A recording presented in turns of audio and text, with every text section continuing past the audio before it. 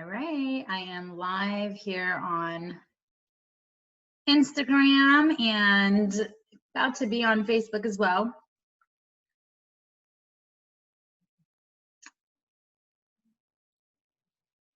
Oh, there you go. And then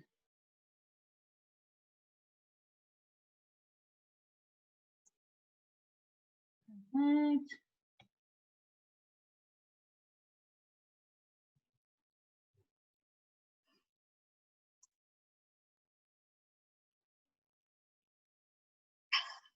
There we go.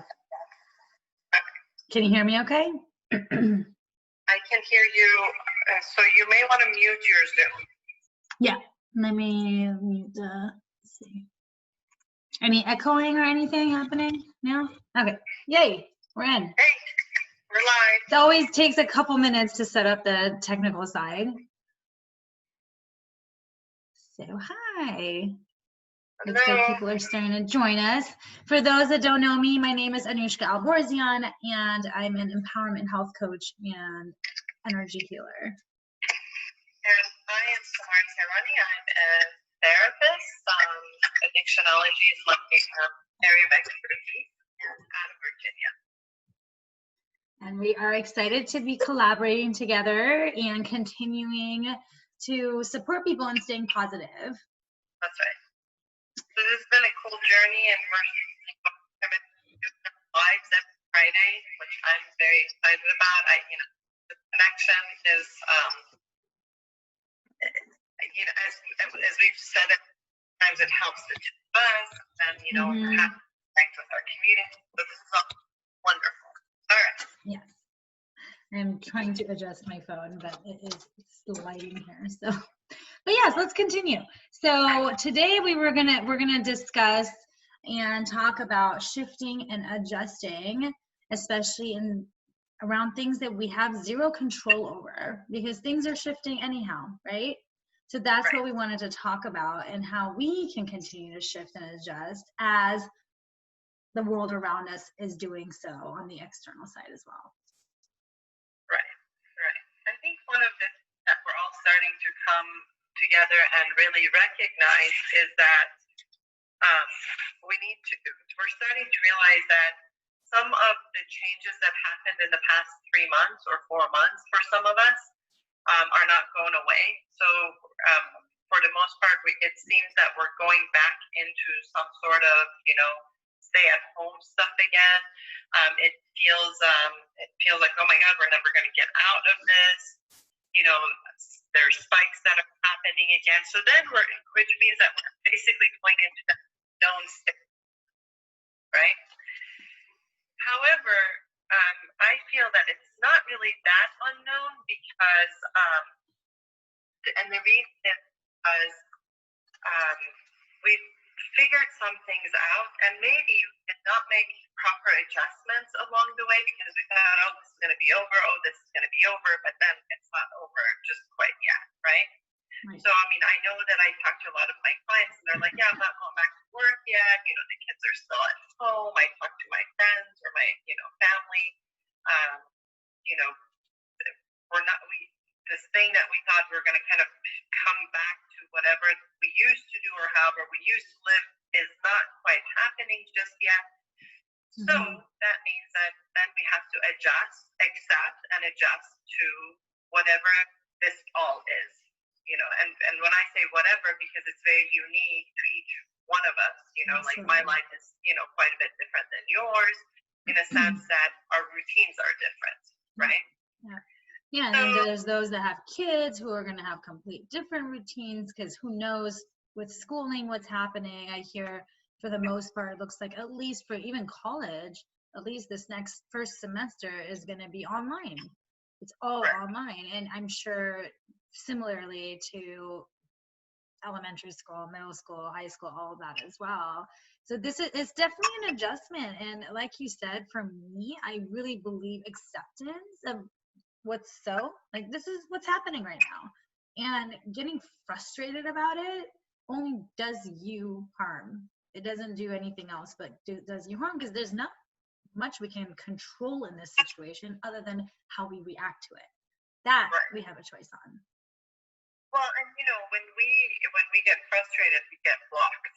Yep. Frustration brings block, right? And then we become defensive, and then we don't know exactly, how to deal with stuff, and then we end up in a much worse place than we started in. And it's because of that frustration that happens. Now, frustration is also an emotion, and it's appropriate. Let's not. I don't want to sound like, oh, we should never be frustrated, because it certainly is an emotion, and we can work through it. But if you stay in the state of frustration, that's when we get blocked. Okay. Blocked, and then that can actually continue. If it continues on that way, that's when we start having dis-ease within the body. And I know I talk about this all the time, and that actually can lead to so much worse symptoms happening within us physically.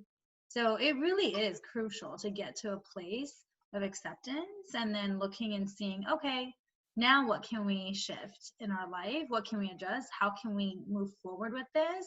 And look at it as there's so many possibilities, rather than getting blocked, like you're saying, and then now you can't see anything else. All you see is frustrations. Absolutely. So I thought about, the idea of, there are 3 steps, right? Shape, goal, and plan.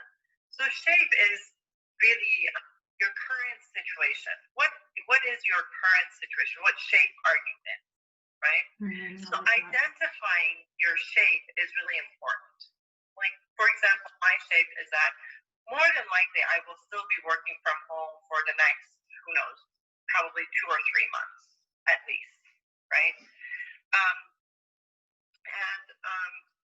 So I have to identify that. So maybe what I really need to do, because of my shape, because I am going to be working from home, is to really create a very proper workspace for myself, right?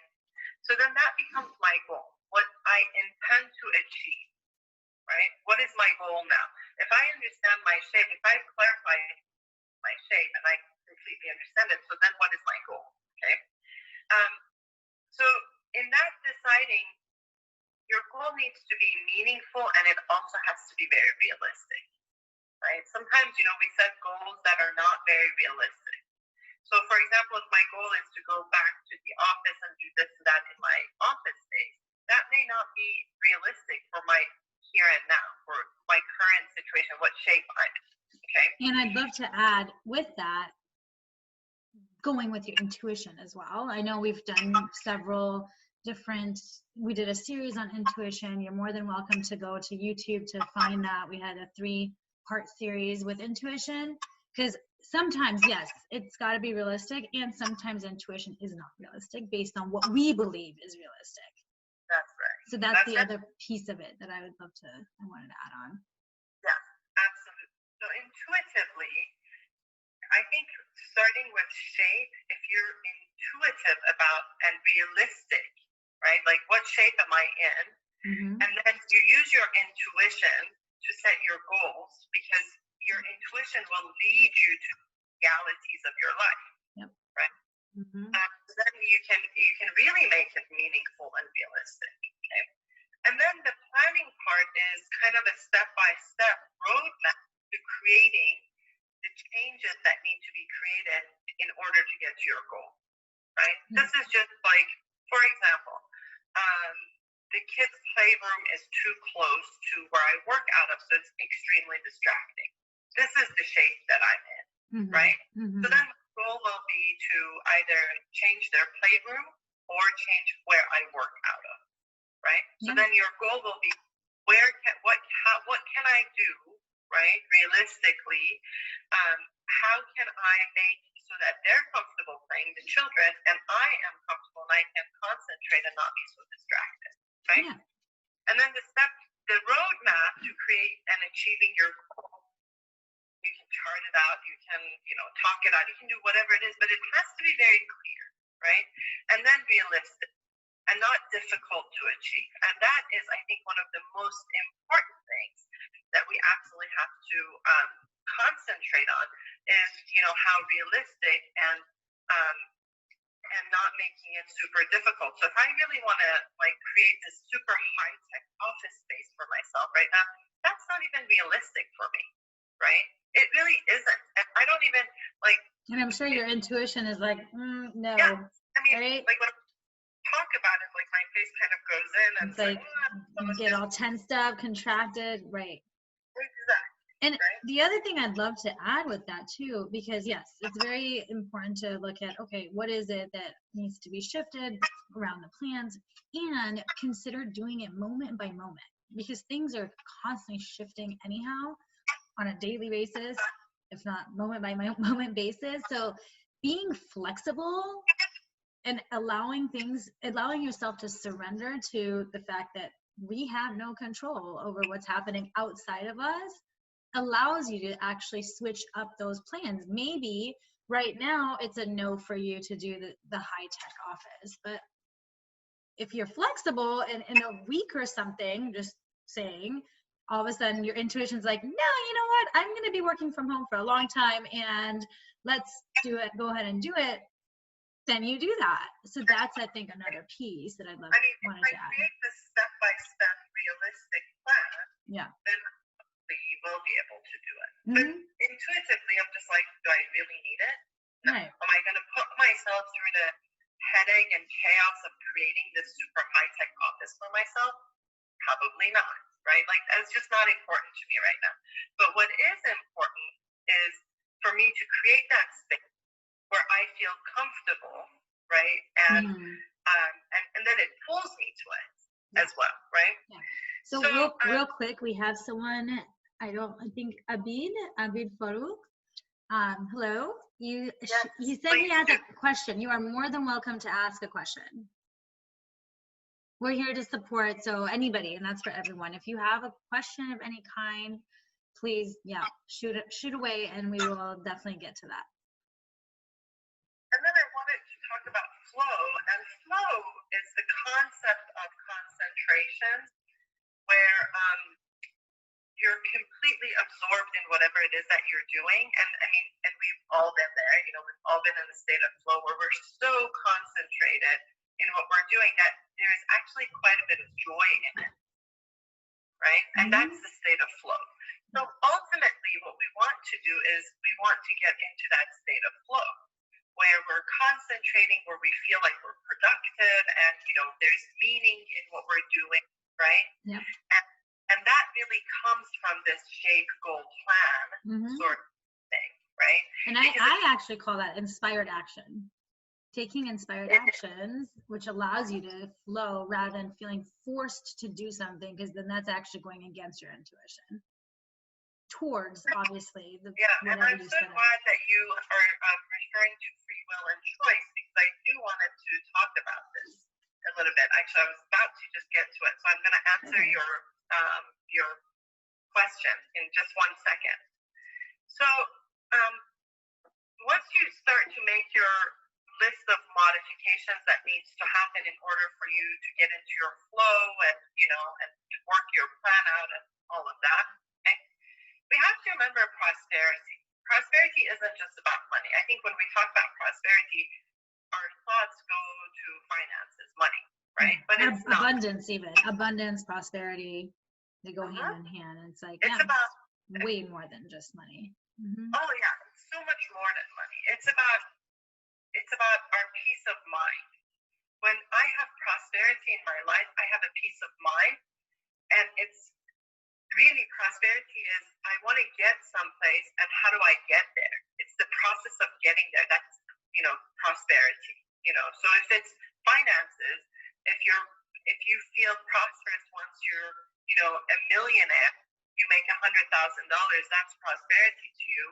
Then that process of getting there and achieving that is prosperity, right? And change, and and our friend asked about free will of choice.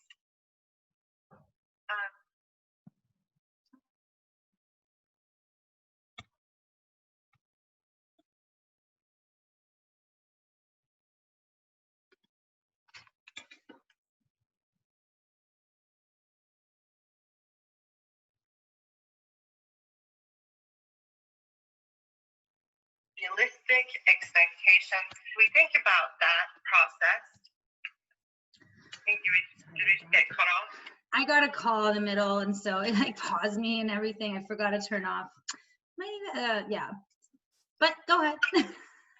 At least you were talking and not me. So change isn't. It's a process. It's about what happens, but it's not about willpower. Willpower doesn't bring change. Change is realistic expectations and manageable goals that we can, work on a consistent basis in order to have a, process of time that something, changes for us. So I think that we're starting to get to this state of time where we are very, this unknown is starting to be bothersome in a sense to us. So I hope that, today's topic is a little bit, helpful as far as us addressing a little bit of where are we, like, and what is this next phase going to look like individually for all of us, right? Absolutely. Yeah. And I think the Instagram side is frozen on my end. I don't know if you can see me on yours, Samar, but I don't know what's happening. But anyhow, I know we also need to. Yeah, I don't know what happened with Instagram.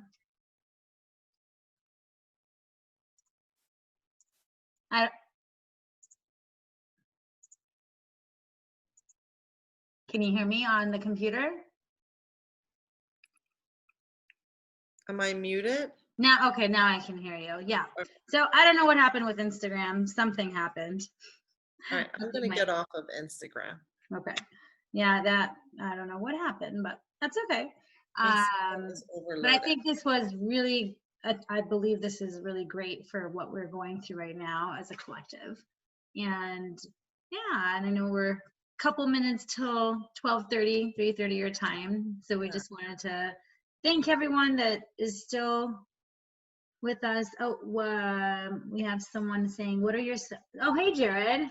What are your suggestions to handling outside stressors from things you can't control? For example, outside stressors from dealing with coworkers and such. Right. And I think this is exactly what this was all about today, was our own individual, like what can we do? So if you really think about it, there are so many stressors that there is nothing that we can do about, right? And so I think to answer that specific question, I would say that own your own peace and don't try to own other people's behaviors, feelings, issues, whatever it is that they're dealing with. And I'd love to add on something though. Here's the thing: when there's people on the outside that are stressing you out, that's actually something you want to look at and see that, hey, that's actually not my responsibility to control them in any way. That has to do with them 100%. And unfortunately, people are people. There's people with opinions, judgments, all that stuff. And what we do control is how we react. That's really up to you. And it's always that free will and choice that we were talking about. And just coming from the place of, when you come from compassion, you actually can put yourself in their shoes. It makes it easier. Sometimes it's tough to do that because it makes no logical sense when it comes to your own mindset, and you don't know what they've been through. You don't know why they have perspectives that they do or stressors that they have. It's something that's completely different than what, for instance, I go through. Even me and Samar, we have completely different lives that we've lived. So we may have different opinions. We may have similar opinions. And whenever we come from compassion, it allows us to be able to handle those stressors on a whole nother level. That's right. That's right. And then I think it's so important to remember that as we're having our own struggles during this time, just to step back sometimes for 1 second and think that, you know, if I'm having this struggle, then probably this person who's coming at me in some, you know, derogatory manner, for example, is also having their own struggles. Absolutely. And you, I mean, you couldn't have said it better, right? So to come from a space of compassion, it at least frees us from the negativity that reaction is bringing towards us. Mm-hmm. So Yeah. this was helpful. We hope that answered your question. Otherwise, we can definitely discuss more on the actual comments as well with you. Let us know, Jared. It's good to see you on here. Good to see you. Any other questions? And I don't think so. Not on Facebook, and Instagram has been shut down at this point. So. Be well. Oh yeah, you're so welcome. He said, thank you for the awesome suggestions. You're so welcome. All right. So thank you all for joining, and yeah, until next week, and we'll have a topic for next week as well. All right. Have a great rest of your day. Bye.